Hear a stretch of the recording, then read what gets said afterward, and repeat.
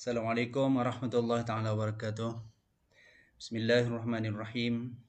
Alhamdulillahi rabbil alamin wassalatu wassalamu ala asyrafil anbiya'i wal mursalin wa ala alihi washabihi ajmain. Rabbi shrah li sadri wa yassir li amri wahlul 'uqdatam min lisani yafqahu qawli. Syukur kepada Allah Subhanahu wa taala kerana kita diberi kesempatan untuk bertemu di ruangan ini, iaitu membincangkan satu subjek mantik untuk sijil tinggi agama Malaysia ataupun Asyhadatud Diniyatul Aliyah Al-Maliziyah. Bersama saya Maliki bin Ramli.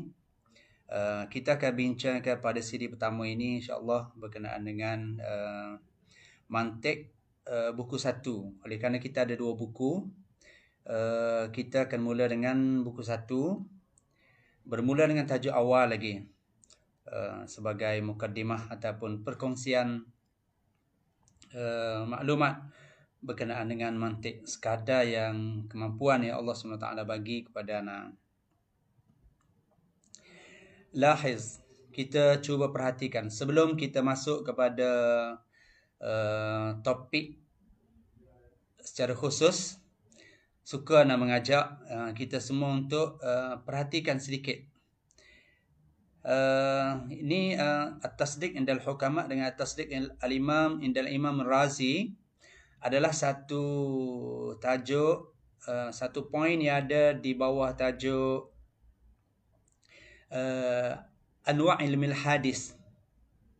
Kita ada at-tasawwur dan ada at-tasdiq. Jadi anda pilih yang berkaitan dengan at-tasdiq. Kita tengok sedikit ta'rif berkenaan dengan tasdiq indal hukama, iaitu huwal hukmu, dan at-tasdiq indal imam ar-Razi iaitu ibaratun an idrak al-mahkum alaih wal mahkum bih wal nisbatil kalamiyah wa idrak anna an-nisbah waqi'ah atau laysat biwaqi'ah. Itu poin yang ada untuk tajuk ini, ta'rif yang ada di sana. Jadi kita cuba perhatikan soalan-soalan yang telah digunakan untuk menyoal tajuk itu ataupun poin itu. Pertama sekali kalau kita perhati, dia kata ma ma'na tasdiq inda madhabil hukama atau madhabil imam Razi. Satu, maknanya dia nak kita makna tasdiq, ta'rif itu. Yang kedua, bayyin makna tasdiq indal hukama wa indal imam Razi. Masih lagi menyentuh berkenaan dengan ta'rif. Yang ketiga, at-tasdiq indal imam Razi murakkab waddih dhalik. Juga masih lagi berkait dengan ta'rif. Yang seterusnya, uzkur farqain baina madhhabil hukama wa madhhabil imam Razi fi ta'rif at-tasdiq. Juga untuk menjawab soalan ini, kita perlu kepada ta'rif juga. Dan soalan seterusnya, had mithalan lid-daruri wan-nadhari min at-tasawwur wat-tasdiq. Juga menyentuh pasal tasawwur dan tasdiq. Jadi kalau kita lihat kepada soalan-soalan yang pernah keluar sebelum ini antara koleksi soalan yang lepas, ada beberapa poin ataupun ada beberapa perkara yang perlu kita titik beratkan. Tarkiz. Jadi rakiz ala, kita kena fokuskan untuk pembelajaran mantik ini khususnya kepada beberapa perkara. Pertama sekali, hifzun nuqat. Kita kena ingat poin-poin itu. Setiap poin yang ada di dalam tajuk yang cuba dibincangkan di dalam mantik ini, kita kena ingat poin-poin. Sangat penting untuk kita ingat poin. Sangat penting. Khususnya poin yang berbentuk asas. Biasanya kalau kita baca, kita tengok dalam buku, dia ada tajuk. Lepas tu dia akan pergi kepada subtopik sampailah ke bawah. Jadi maksud ana poin itu seboleh-bolehnya jangan tinggal. Yang depan-depan, di atas itu tajuk-tajuk utama, poin-poin utama tu, yang itu wajib kita kena ingat, wajib. Yang bawah-bawah tu subtopik yang kecil-kecil, pecahan kecil-kecil itu, kalau kita ingat, alhamdulillah, Kalau kita tak ingat pun nak buat macam mana. Tapi secara asasnya ataupun secara umumnya, poin itu wajib kita ingat. Poin penting sangat. Sebab apabila kita berdepan ataupun apabila kita masuk periksa nanti, exam nanti, imtihan nanti, soalan-soalan itu bila disoal, kita akan tergambar, okey, poin ni tentang ini, poin ni yang disoal ni tentang ini, tentang soal ni tentang ini. Barulah kita senang untuk kita istihdar ataupun untuk kita cuba ingat maklumat-maklumat yang ada pada poin-poin tersebut. Jadi poin itu sangat penting. Bila kita baca, dia akan ada keyword tadi. Keyword tadi menyentuh pasal poin. Jadi penting sangat kita ingat. Contohnya dalam poin yang bagi tadi, at-tasdiq. Kita kena tahu, tasdiq ni dia duduk dalam tajuk anwa' ilmi al-hadith. Okey, kita boleh nampak dah.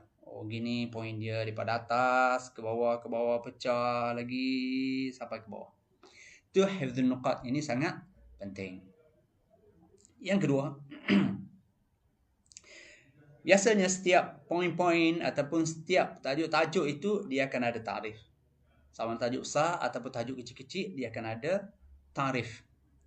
Tarif penting. Tarif penting. Sebab dia termasuk dalam kategori kategori pengetahuan. Pengetahuan. Maknanya yang perlu kita ingat ya. Yang perlu kita ingat. Jadi hak ni penting ni. Yang kategori ataupun yang bahagian yang mudah ni, hak perlu ingat apa semua gitu ni, dia biasanya dalam subjek mantik ini dan mungkin subjek lain juga, dia agak banyak dan dia membantu kita. Maknanya kalau kita tak berapa faham pun, kalau kita boleh kuasai satu bahagian ini, iaitu pengetahuan ini, tahu walaupun kita mungkin tak faham, situ sudah memungkinkan kita ataupun sudah mampu untuk buat kita berjaya dalam peperiksaan itu. Sebab tu anak kata hifdzun nuqat penting, hifdzut ta'rif penting, ma'al fahmi. Kalau kita sekali dengan faham, lagilah baik. Sebab ta'rif bila digabungkan dengan faham, dia akan membantu kita di dalam peperiksaan dan membantu kita di dalam pembelajaran. Jadi ini anak cuba tekankan supaya kita nampak macam mana bila kita belajar mantik ni, apa persiapan ataupun apa yang perlu kita fokuskan. Yang seterusnya, hifdzut taqsim. Di sana kalau kita perhatikan subjek mantik ini, banyak juga dalam subjek mantik ini, tajuk-tajuk dalam mantik ini yang mana melibatkan pembahagian. Taksim, yang qasim ila, tangqasim ila, kan ada pembahagiannya. Ada terbahagi kepada 2, ada terbahagi kepada 3, ada terbahagi dah pecah. Jadi setiap pembahagian yang ataupun setiap pembahagian yang kita pelajari itu, yang ni juga kita kena ingat. Rugi sangat kalau kita tidak ingat pembahagian. Contohnya anwa' ilmu hadis terbagi kepada berapa? Kita tak ingat. Allah sangat rugi. Sebab itu adalah bentuk soalan yang dianggap paling mudah. Aras yang paling rendah. Kita hanya perlu bagi tahu atau perlu sebut ada 2 pembahagian. Kadang-kadang dia kata berapa bahagian dan uzkur. Jadi kita boleh sebut terbagi kepada 2. Ilmu hadis ni, satu tasawur, satu tasdik. Kita dah dapat markah. Jadi kalaulah kita tak ingat pembahagian ni, alangkah ruginya. Dan yang seterusnya, hifdzul amthilah. Sebenarnya contoh ni, amthilah ada contoh. Sebenarnya contoh ini untuk subjek mantik, contoh sebenarnya kita tidak perlu hafaz sebenarnya. Sebab bila kita faham tajuk itu, bila kita faham apa yang dibincangkan, dan kalau dengan kemampuan bahasa Arab yang ada sikit pada kita tu, sebenarnya kita boleh buat contoh tersendiri. Kita boleh guna contoh kita sendiri. Dan dia tidak akan ditolak. Yang penting contoh kita itu menepati kehendak soalan. Soalan nak kita bagi contoh at-tasawur, contoh tasawur, kita pun bagi. Mungkin contoh yang kita bagi itu tidak ada dalam buku, tapi contoh itu sebenarnya bertepatan dengan tajuk at-tasawwur, dia diterima.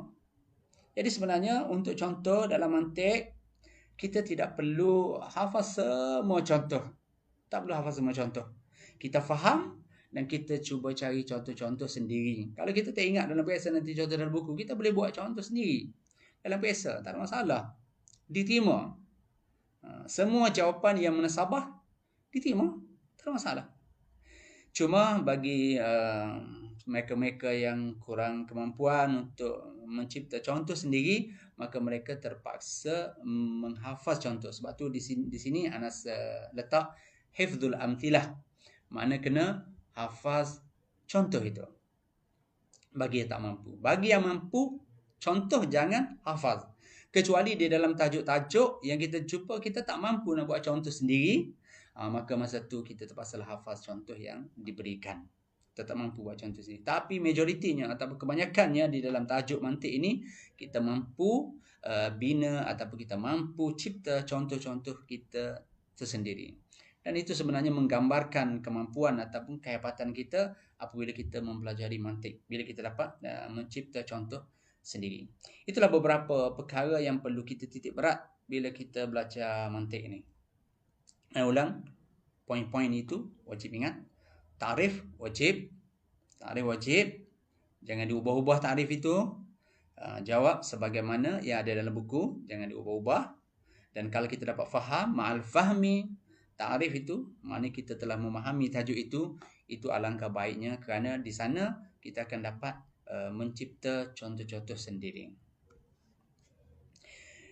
Baik, kita akan masuk tajuk yang pertama di dalam pembelajaran ilmu mantik, buku yang pertama iaitu buku At-Tasawwur.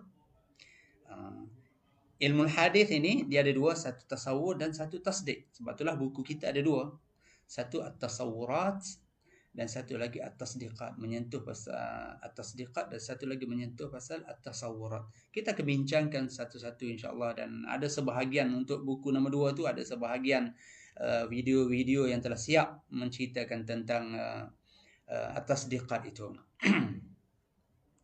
Okey, sekarang kita cuba kongsi, kita cuba ingati balik sebab kita dah belajar. Tajuk yang pertama iaitu Nasyat Ilmu Mantik. Kita nak tengok perkembangan ilmu mantik.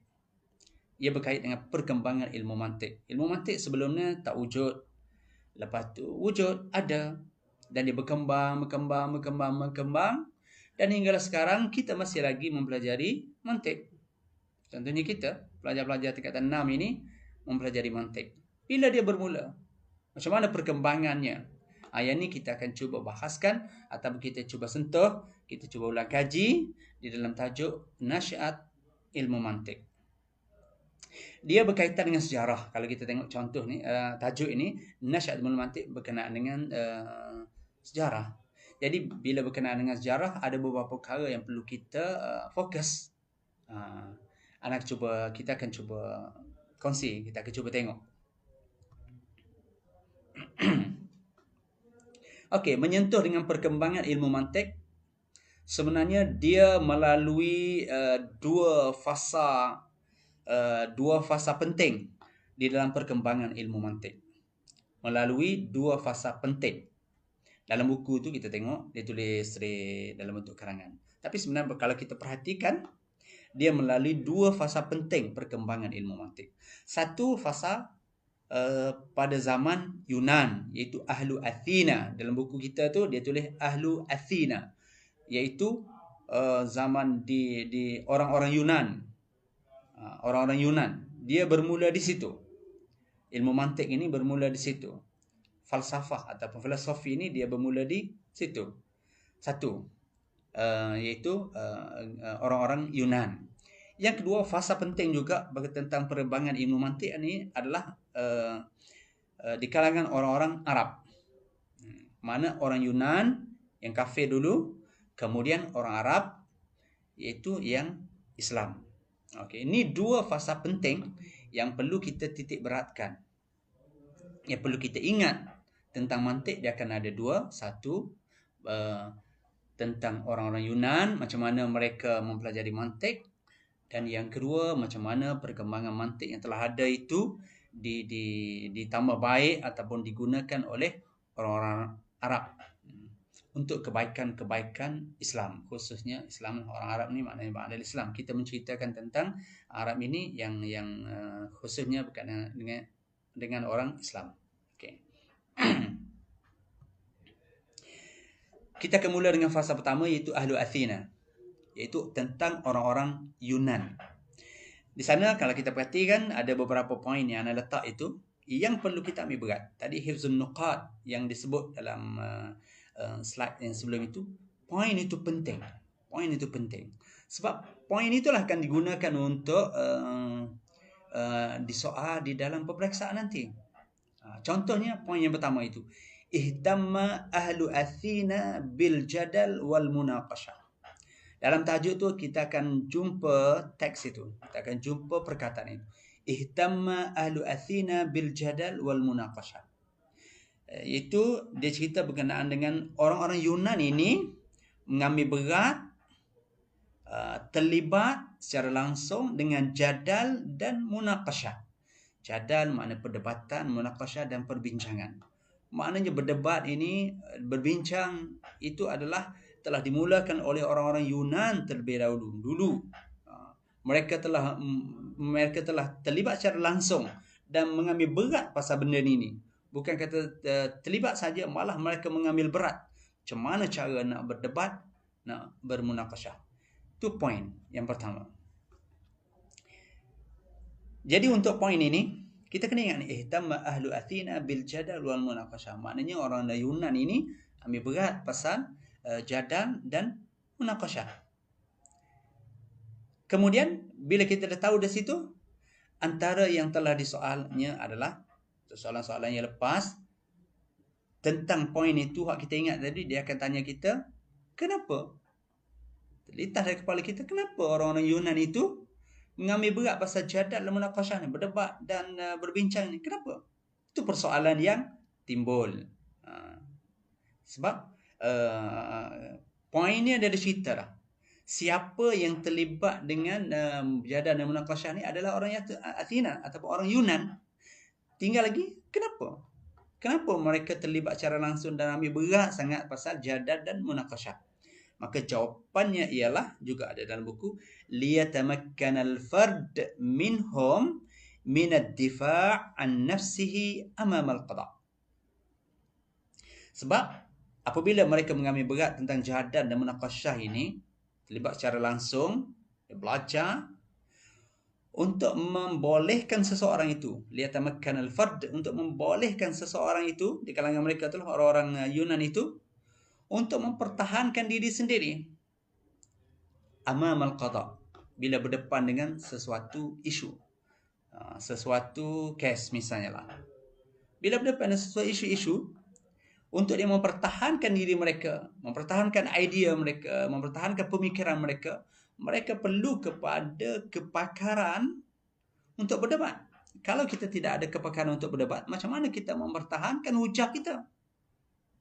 Di sekolah pun ada aktiviti pertandingan debat.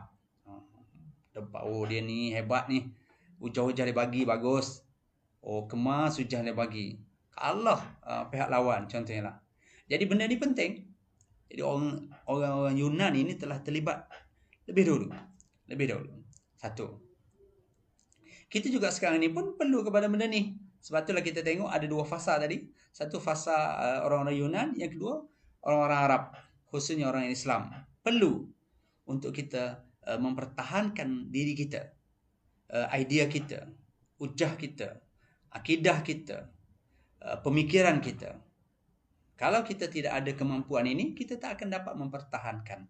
Anda tidak berhajat untuk memberi contoh-contoh yang luas macam mana situasi mempertahankan hujah-hujah kita sendiri. InsyaAllah kalau ada kesesuaian, Anda akan sentuh. Okay. Khususnya bila menyentuh pasal fasa berkait dengan orang Islam ataupun orang Arab nanti. Okey, habis satu poin.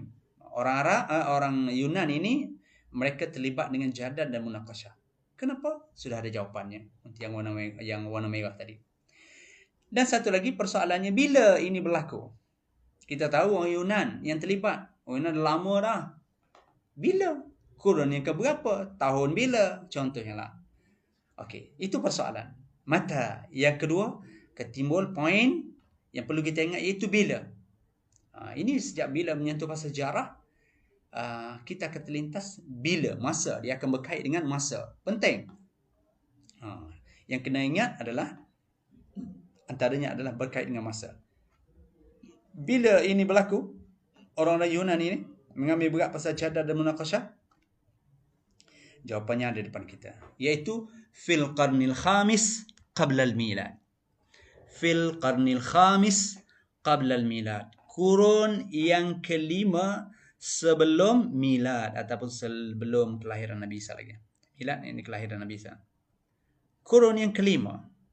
Untuk poin ini kita kena beringatlah, sebab anda perhatikan ramai dalam kalangan kita yang jawapan semudah ini pun kita kadang-kadang keliru. Fil qarnil khamis qabla ke ba'da ke masih lagi terkial-kial ataupun tak berapa nak ingat. Jadi cuba ingat betul-betul. Fil qarnil khamis qabla al-milad. Kurun yang kelima sebelum milad. Okey. Dan seterusnya tadi bila ianya berlaku? Bila menyentuh pasal sejarah, apa yang perlu kita ambil berat ataupun yang perlu kita fokus? Watak-watak yang ada di dalam cerita itu. Jadi sekarang kita menceritakan tentang orang-orang Yunan yang terlibat dengan cerita tentang orang Yunan yang terlibat dengan jadal dan munaqashah. Siapa mereka? Siapa mereka? Okey. Jadi individu penting ataupun orang-orang penting yang terlibat dengan ilmu mantik ini ataupun ilmu logikal ini, ilmu bercakap ini, dalam kalangan orang Yunan pada masa itu adalah, itu dia, tadanya adalah Aflatun, yang keduanya adalah Saqrat, yang ketiganya adalah Aristo. Kita pernah dengar ni, mungkin dalam bahasa Arab kita bunyi pelik, Aflatun, Saqrat, Aristo. Sebenarnya kalau kita pernah membaca, akan ada ditulis dengan bahasa Inggeris. Aflatun itu kita akan jumpa ahli falsafah Plato. Kita pernah jumpa Plato. Saqrat kita pernah jumpa Socrates. Aristo kita pernah jumpa ahli-ahli falsafah yang dianggap ahli falsafah hebat, iaitu Aristotle. Kalau sebut nama ni, kita akan dengar, ada sebahagiannya pernah dengar. Plato, Aristotle, Socrates. Kalau membaca lah, kalau tak membaca mungkin kita tak dengar. Ini kali pertama kita dengar. Jadi dalam bahasa Arabnya disebut Saqrat, Aflatun, Aristo. Itu dia. Itulah watak-watak penting pada fasa Yunan yang terlibat dengan jadal dan munaqashah ataupun mantik ini. Baik. Dengan poin-poin yang telah kita paparkan tadi, yang kita tengok tadi, 2-3 orang watak tadi, ada watak-watak yang dianggap penting dalam perkembangan ilmu mantik. Kerana ada beberapa perkara yang telah mereka lakukan yang orang kata patut dibincangkan atau patut diketahui. Antaranya adalah Saqrat. Socrates ni. Apakah yang telah Saqrat lakukan di dalam ilmu mantik ini, dalam perkembangan ilmu mantik ataupun dalam mempelajari ilmu mantik ini, ataupun usaha Saqrat di dalam ilmu mantik? Pertama, yu'allim talamidah an tariqil hiwar wal munaqashah. Ini adalah perkara yang dilakukan oleh Saqrat dan dianggap penting, dianggap sesuatu yang baik. Dia telah mengajar, yu'allim talamidah, dia telah mengajar murid-muridnya tentang mantik ini, an tariqil hiwar wal munaqashah. Dia tu guna cara hiwar dan munaqashah. Dia ajar gitu selalu. Dia ajar cara, ajar mantik ini, ajar murid-murid dia tentang mantik ini dengan cara Hiwar dan munaqashah terus.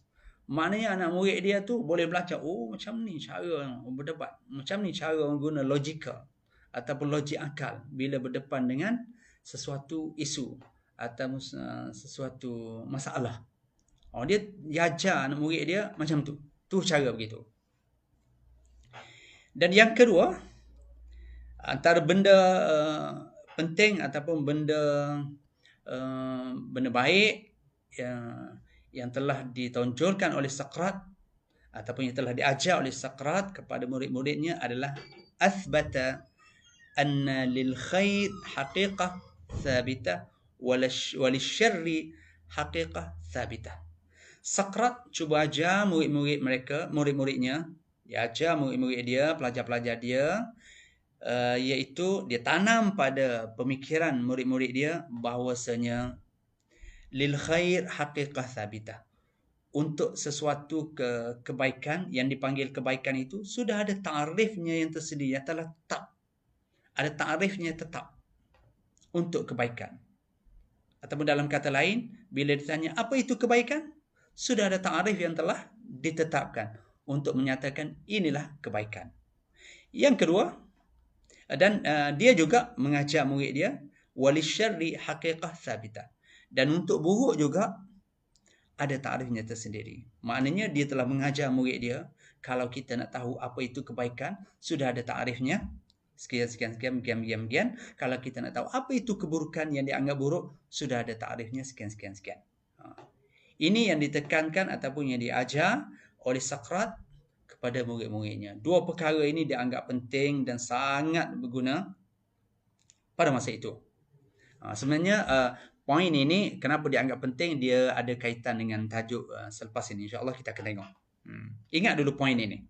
Dia ajar murid dia ajar murid dia mantik ataupun mantik ini, logical ini, antarikil hiwar wal munaqashah, dan juga antara pembaharuan yang dibuat ataupun kebaikan yang telah tanam pada murid-murid adalah yang baik itu sudah ada garis panduannya, sudah ada hakikat, sudah ada ta'rifnya. Yang jahat itu sudah ada garis panduan ataupun sudah ada ta'rifnya tersendiri yang tidak boleh kita reka-reka. Saya rasa kita semua faham tentang ini ni. Maknanya kalau contoh ni ta'rif yang telah tetap, kita tak boleh nak reka-reka. Contohnya orang tanya, kalau dalam mantik ni, orang tanya, manusia tu apa? Insan tu apa insan?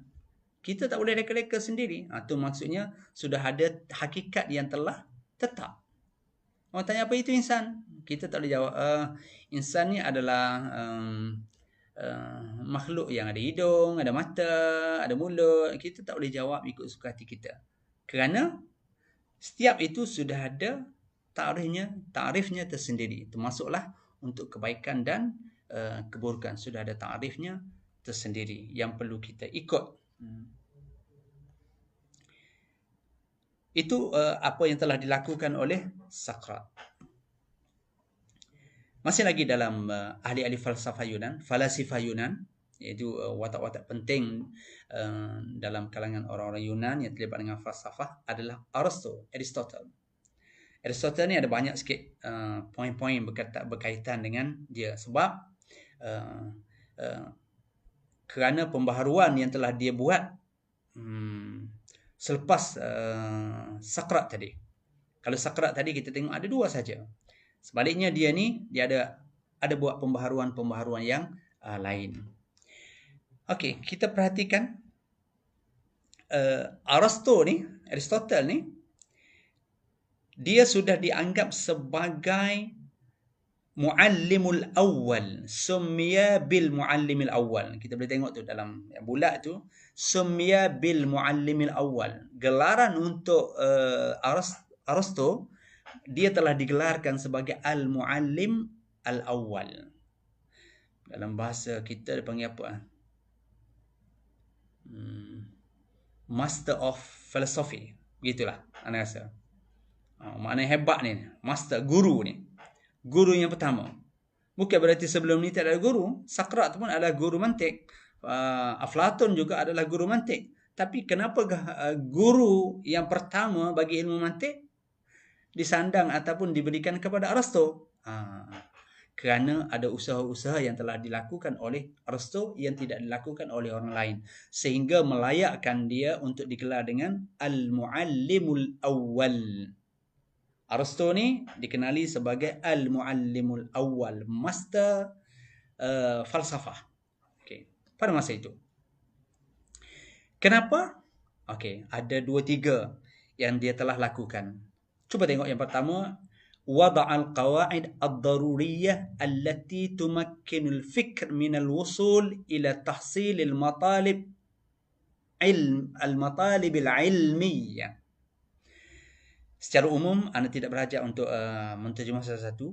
Apa yang dibaca tadi menyentuh iaitu Aristo telah meletak satu kaedah, iaitu kaedah berfikir. Kaedah berfikir. Kerana kita tahu mantik ini ataupun ilmu logika ini dia berkait dengan pemikiran, berkait dengan akal. Jadi Aristo ni telah meletak satu kaedah berfikir yang perlu dipatuhi oleh sesiapa saja. Yang mana dengan kaedah berfikir tadi membolehkan seseorang itu tahsilil matalib ilmiah, mendapat matlab ataupun mendapat objektif ilmi yang dia nak. Maknanya bila dia nak mencari sesuatu, dia telah guna kaedah berfikir yang telah ditentukan oleh Aristo. Yang mana bila guna kaedah ini, daripada tak tahu sehingga menjadi tahu. Kaedah berfikir. Yang ini juga kita akan bincangkan nanti. Ini sebagai mukaddimah untuk buku pertama ini adalah buku yang perlu kita ingat semua perkara, kemudian kita akan gunakan. Macam mana kaedah-kaedah yang telah ditunjukkan tadi, daripada tak tahu kepada tahu, daripada tak dapat natijah ataupun tak dapat keputusan kepada dapat keputusan. Itu kita akan bincangkan nanti. Ana tidak berhajat untuk menyentuh secara detail di sini. Okey, itu yang pertama. Yang kedua, hadzaba mabahithah. Perbahasan di dalam ilmu mantik tadi dia telah susun dengan baik. Dia telah perbaiki perbahasan-perbahasan di dalam ilmu mantik. Ataupun dalam kata lain telah dikemas kini, buat molek, okey, susun tajuknya begini itu. Yang terakhir, rattaba masailah. Masalah-masalah yang ada dalam ilmu mantik telah disusun tertib. Daripada pertama kita bincang ini dulu, lepas tu baru boleh bincang ini, boleh bincang ini, sehinggalah yang ke kecil-kecil yang perlu dibincangkan. Okey, dengan 2-3 perkara yang telah dilakukan oleh Aristo ini, yang tidak dilakukan oleh orang lain, maka dia telah dianggap ataupun telah digelar sebagai muallimul awal bagi ilmu mantik. Ana rasa sebagai mukaddimah cukuplah sedikit pengetahuan tentang ilmu mantik yang patut kita tahu. Bila mana kita tahu, mungkin dia akan memberi minat ataupun memberi semangat untuk terus kita mempelajari mantik dan mendalaminya. Bila kita tahu sikit, kita akan rasa minat, sedapnya, sukanya belajar mantik. Ini sebagai mukaddimah. Dan insya-Allah sekiranya ada peluang kita akan sambung lagi di lain waktu. Insya-Allah. Aku qauli hadza. Assalamualaikum warahmatullahi taala wabarakatuh.